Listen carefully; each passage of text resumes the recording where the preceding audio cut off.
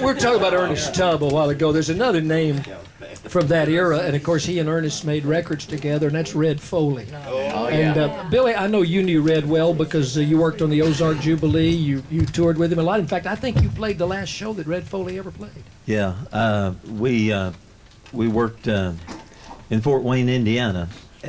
2 shows, one in the afternoon and one at night.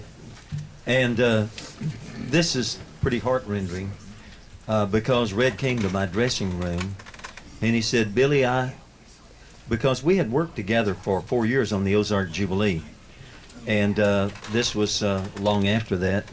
He said, there's something different about you. And I began to tell him about my association with Christ, and so Red just really kind of broke down, and he began to weep, and he began to tell me everything that he had ever done wrong in his life.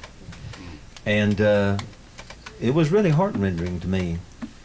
And so we just had a short prayer before I had to go on, because I was opening the show, and Hank Jr. then went on, and then Foley came on.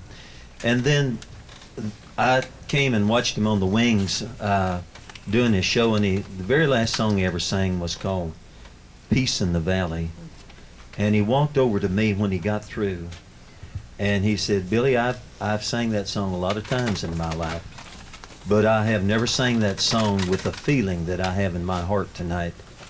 And of course, then 2 hours later, Red Foley had passed from this life to another life, and that was Peace in the Valley.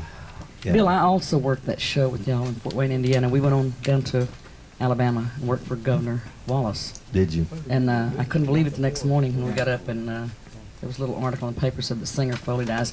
But that night, he literally, everybody's heard how Red Foley could just gather a crowd up right in his hand and let him go at will. And believe me, he did that night.